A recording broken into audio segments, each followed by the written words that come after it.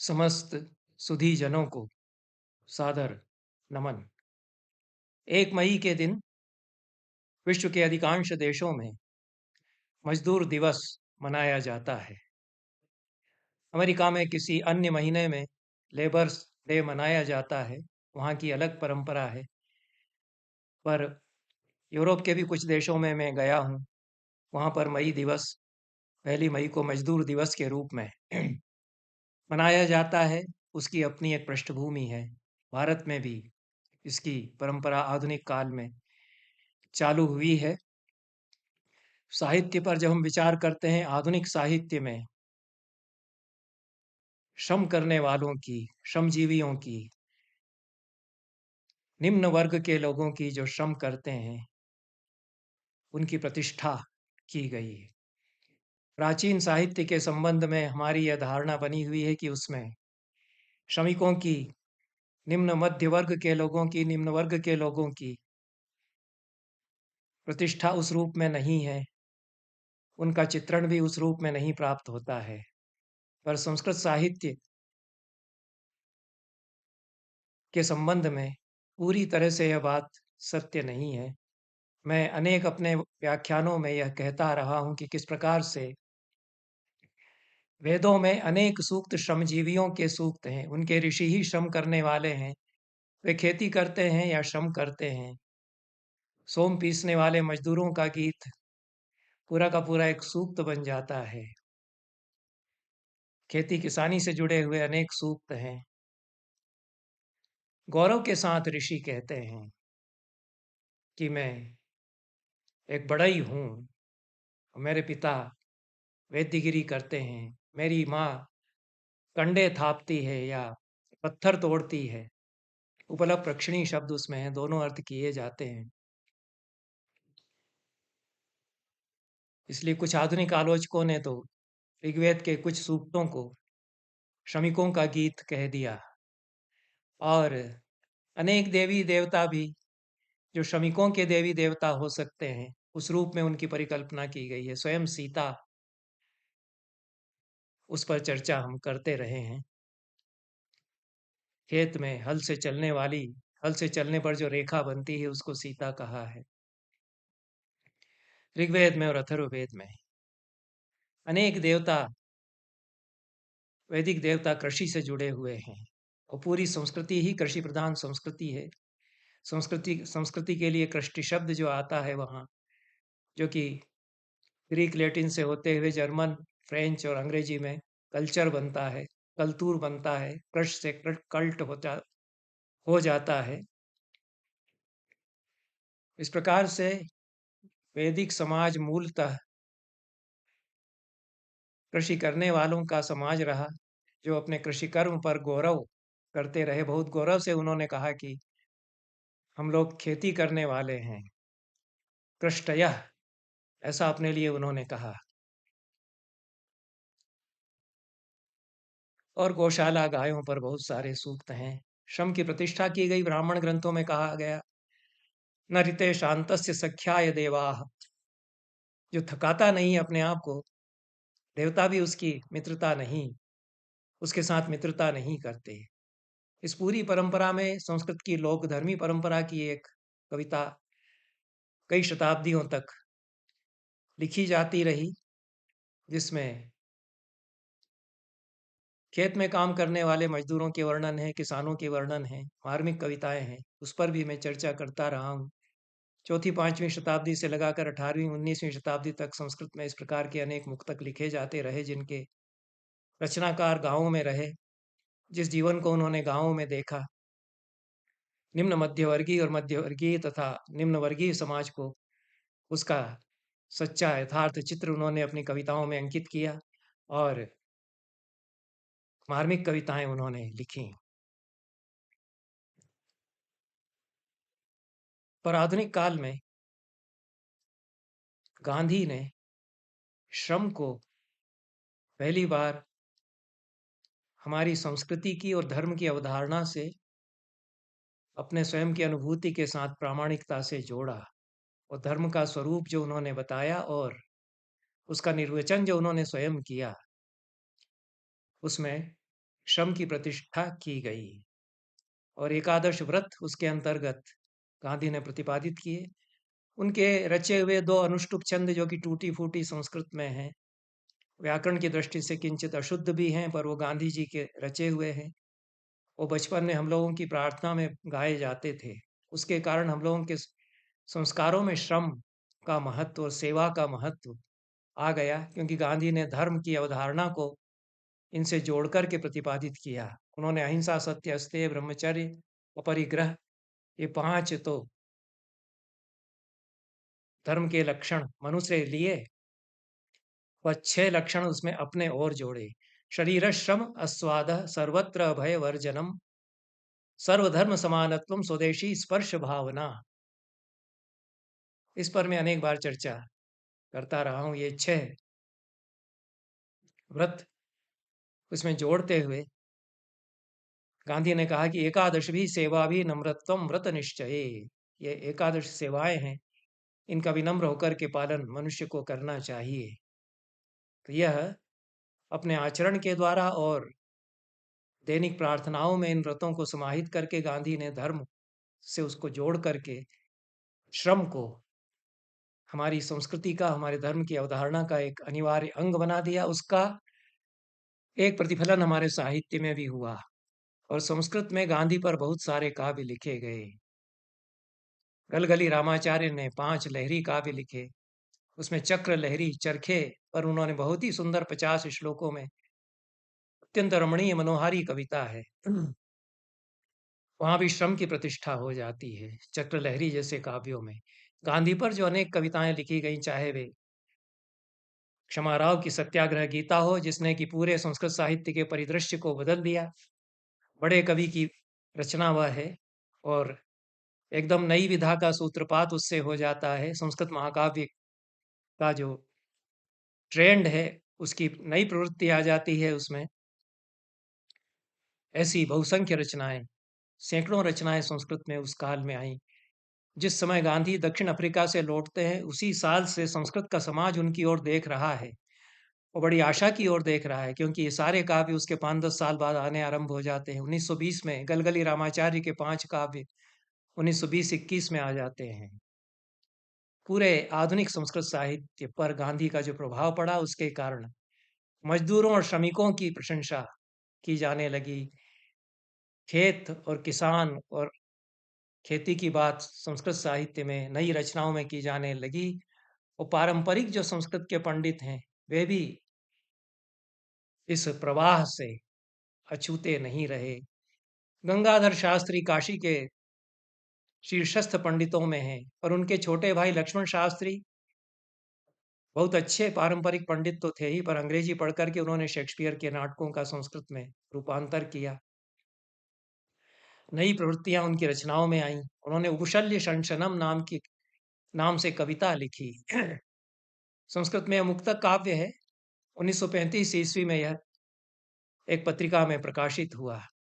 यह एक प्रवर्तक कृति है। 1935 में, आज से लगभग 90 साल पहले या उससे अधिक साल पहले यह रचना लिखी गई और इससे एक नई प्रवृत्ति संस्कृत की रचना में आ रही है, समकालीन संस्कृत सर्जना में आ रही है।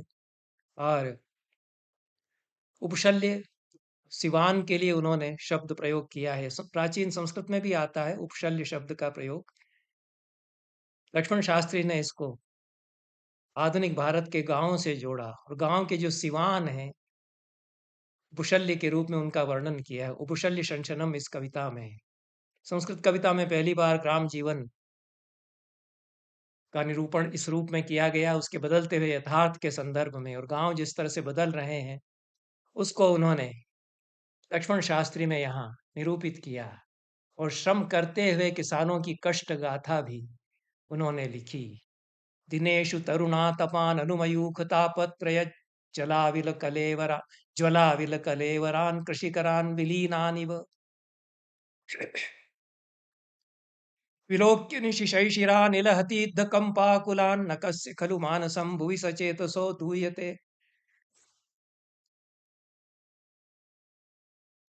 यह छंद है और दोपहर में प्रखर घाम में तरुण आतप में अनुमयूख सूरज की किरणें उनकी देह पर पड़ रही हैं।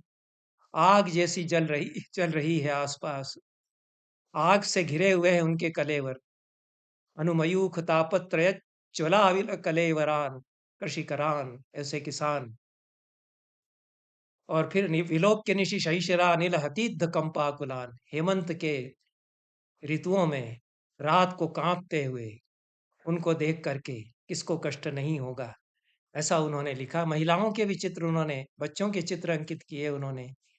किस प्रकार से धान की रोपणी हो रही है, धान रोप रही हैं स्त्रियां खेतों में, कीचड़ में लथपथ पांव, बीच बीच में बच्चों को दूध पिला रही हैं, उनकी कमर से पीछे बच्चे बंधे हुए हैं। बीच में काम छोड़ देती हैं बच्चों को संभालने के लिए, फिर काम में जुट जाती हैं। इनके चित्र उन्होंने इस कविता में खींचे। भेड़ बकरियां चराते हुए लाठीधारी कृषक बालकों के चित्र उन्होंने खींचे। गांव के सिवान पर ये सारे दृश्य देखे जा सकते हैं। ऐसा इस कविता में। अमु कृषिकयोषित कलमरोपणानारत अमु कृषिकयोषित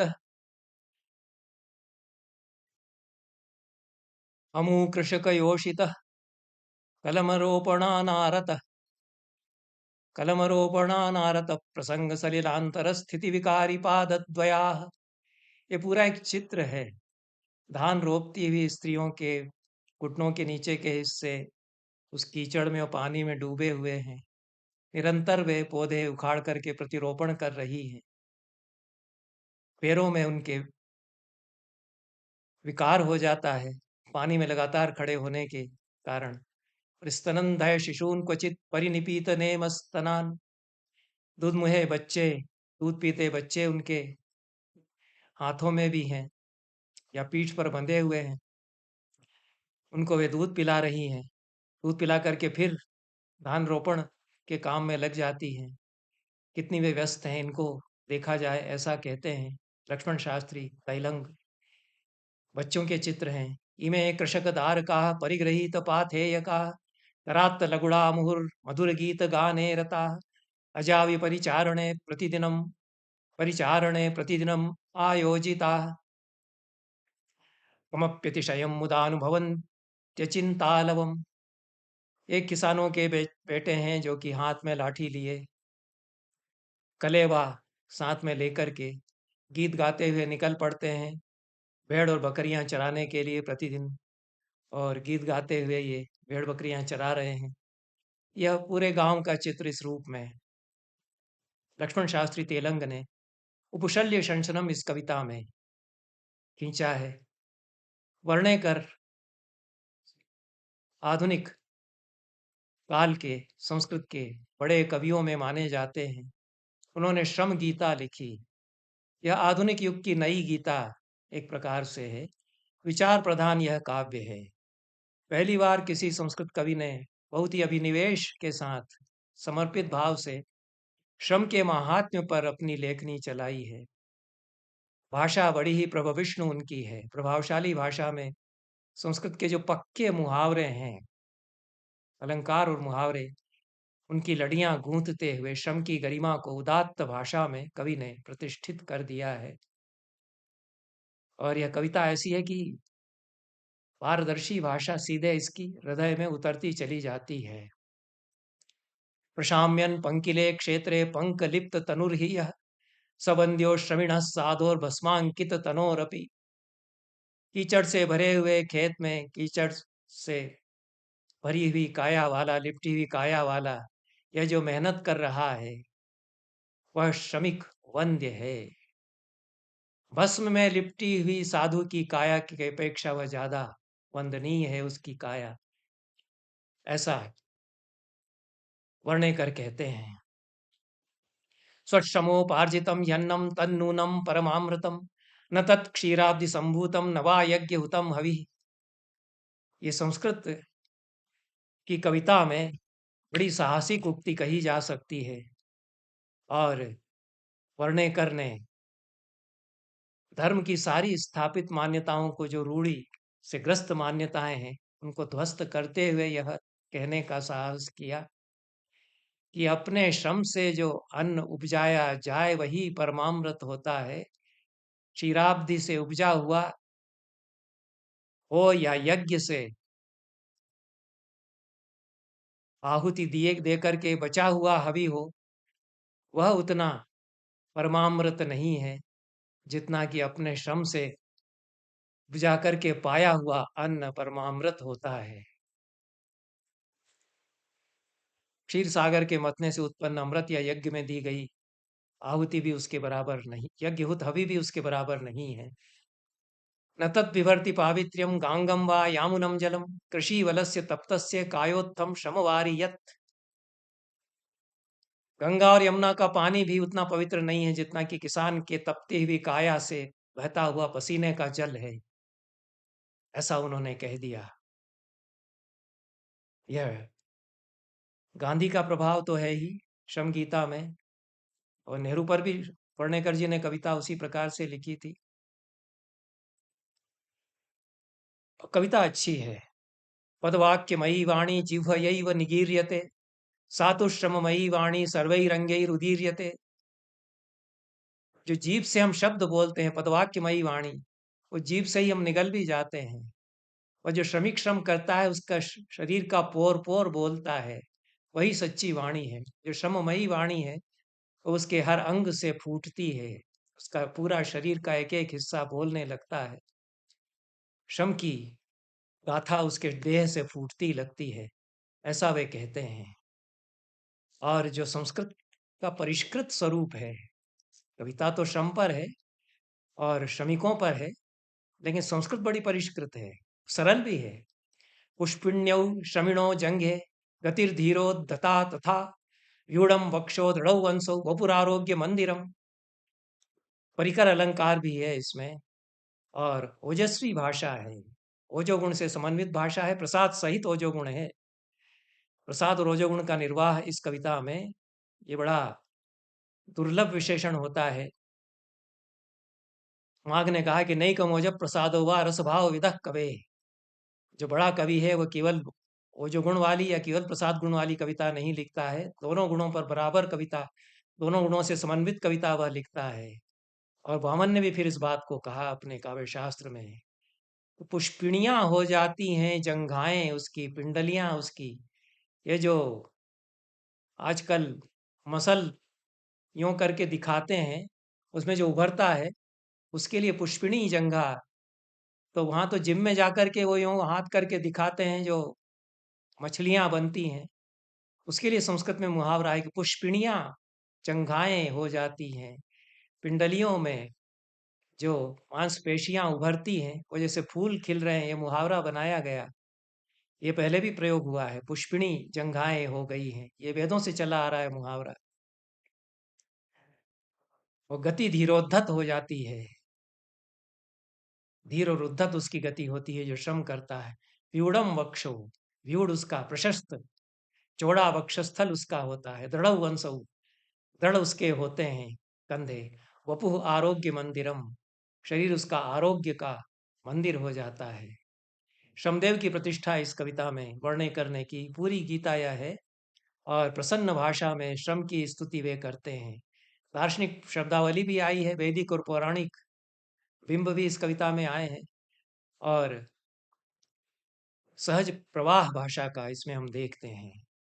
वासुदेव द्विवेदी सार्वभौम संस्कृत के बड़े सेवक रहे, और अनेक नवयुवकों का उन्होंने जीवन निर्माण किया। जो संस्कृत पढ़ रहे थे उनको उन्होंने आश्रय दिया। संस्कृत की सेवा भी उन्होंने अपने जीवन में बहुत की है। सार्वभौम संस्कृत प्रचार कार्यालय काशी में वे चलाते थे। 65 पुस्तकें उनकी संस्कृत में प्रकाशित हैं। पत्रिकाएं और प्रचार पुस्तकें भी उन्होंने बहुत सारी प्रकाशित की। उनकी अंतिम रचना अद्यापि है, जो उनकी मृत्यु के बाद 2004 में प्रकाशित हुई, पर लंबे समय से वो इसको लिखते आ रहे थे धीरे धीरे करके, और अपने जीवन के अंतिम दिन तक वो इसको लिखकर पूरा करते रहे। उन्होंने इंटेंसिव केयर यूनिट में रहते हुए इसके आखिरी पृष्ठ लिखे हैं। ये बताया गया इसकी भूमिका में, काशी हिंदू विश्वविद्यालय के अस्पताल में गहन सुरक्षा इकाई में वे भर्ती थे, तब भी ये किताब उनके दिमाग में थी और उन्होंने वहीं पर इसको पूरा किया। 500 से अधिक पृष्ठों का विश्व कोशात्मक यह ग्रंथ है, बहुत अनोखा ग्रंथ है। ऐसा ग्रंथ तो संसार की भाषा में भी आसानी से नहीं मिलेगा जो अद्यापि लिख गए वासुदेव द्विवेदी सार्वभौम। वो ठीक है कि न कोई बड़े महाकवि वे हैं, न वे महान पंडित हैं, काशी के बड़े बड़े धुरंधर पंडितों के बीच में वह रहे, लेकिन अपने बूते पर उन्होंने अपना स्थान संस्कृत में बनाया। लेकिन ये जो अद्यापि लिख गए, वैसा तो कोई नहीं संस्कृत में लिख पाया। वो पूरी उनकी जीवन यात्रा का लेखा जोखा है और कविता अपने आप फूटती है जहाँ अनुभव है। अनुभव इतने परिपक्व और गहरे हैं, इतना घूमे हैं वासुदेव द्विवेदी सारे देश में कि कविता अपने आप फूटती है। जहाँ कंटेंट होगा वहाँ अच्छी कविता आएगी। जबरदस्ती अलंकार लाने से, कृत्रिम भाषा लाने से अच्छी कविता नहीं बनती, ये समझ लेना चाहिए। बहुत लोग कविताएं लिख करके अपने आप को कवि मान रहे हैं, पर ये कवि जिसके अनुभव हैं, वो कवि स्वयं हो जाता है, उसमें रच बस गया है। 24 प्रांतों में कितने कितने वर्षों तक गए, विविध कार्यक्रमों में उनके वृत्तांत हैं, लेकिन दुर्लभ वृत्तांत हैं, क्योंकि वासुदेव द्विवेदी सार्वभौम घुल मिल जाते थे बच्चों में, युवकों में। उनके जीवन के अनुभव, नेपाल और पर्वतीय अंचलों में भ्रमण उन्होंने किया, उनके प्रसंग हैं। तो यात्रा वृत्त चलता है, फिर विचार चलते हैं, फिर चिंतन उनका, प्रतिक्रियाएं उनकी, जो जो दृश्य उन्होंने देखे देश में, सारे देश का एक चित्र, देश भर के पंडितों से उनकी बातचीत सम्मेलनों में, पंडित सम्मेलनों में, और अपने जीवन की राम कहानी उसमें गुथती हुई। ये अद्यापि किताब है, इस पर चर्चा करने का अवसर यहाँ पर नहीं है, लेकिन ये जो आरंभ उन्होंने अद्यापि का किया है, उसमें वंदना के बहुत सारे श्लोक हैं। तो ऐसी वंदना भी किसी संस्कृत के कवि ने नहीं की होगी इस प्रकार से, जैसी वासुदेव द्विवेदी सार्वभौम ने की है। बहुत सौम्य व्यक्ति थे, सरल चित्त थे, निर्विकार थे। गद्य और पद्य दोनों में उनका ये जो स्वभाव है, कवि स्वभाव है या अपना निजी स्वभाव है, वह समाया हुआ है। लेकिन आरंभ में जो वंदना के श्लोक हैं, उसमें वो सुकरात की वंदना करते हैं, ब्रूनो की वंदना करते हैं, गैलीलियो की वंदना करते हैं, जॉन क्लिफ की वंदना करते हैं। वो कहते हैं कि ये हमारे समय में सत्य की प्रतिष्ठा करने वाले, सत्य के लिए प्राण देने वाले मनीषी हैं, इसलिए मैं इनकी वंदना करता हूँ। पारंपरिक धरती को उन्होंने छोड़ा नहीं, पर वैश्विक क्षितिज का स्पर्श किया। यह तो वंदना प्रकरण से ही हम जान सकते हैं। फिर सारे भारत में घूमते हुए उन्होंने जो कुछ देखा, उसका जैसा लेखा जोखा उन्होंने किया है, वह भी हम देखते हैं। लेकिन उनका कितना बड़ा क्षितिज था, मानसिक क्षितिज, कि वे भैंसान की वंदना करते हैं, अल्बिरूनी की वंदना करते हैं, दारा शुको की वंदना करते हैं, मैक्स मुलर की वंदना करते हैं। कहते हैं कि ये भी ऋषि हैं। उसके आगे वे श्रमिक की वंदना करते हैं, श्रमिकों की वंदना करते हैं, और इन सब के वे संदर्भ देते हैं नीचे कि मैं क्यों इनकी वंदना कर रहा हूँ, इन्होंने क्या किया है ऐसा जिसके कारण वंदना मैं इनकी कर रहा हूँ। ऐतिहासिक साक्ष्य देते हुए सब प्रमाण वे बताते हैं कि इनकी वंदना करना मुझे आवश्यक लगा। वे डार्विन की, फ्रायड की, मार्क्स की, कांट की, गेटे की, वैदेशिक ऋषि बताते हुए वंदना करते हैं। इसी क्रम में मजदूरों की वंदना वे करते हैं। वो कहते हैं, यम घोर खात मवलोक्य खनिक प्रदेशे अद्यापि भीत हृदय परिकंपते में तत्रैव ते मृतिमुखे निजमर्पयित्वा शाम्यन्ति ते परम साहसिका नमस्या।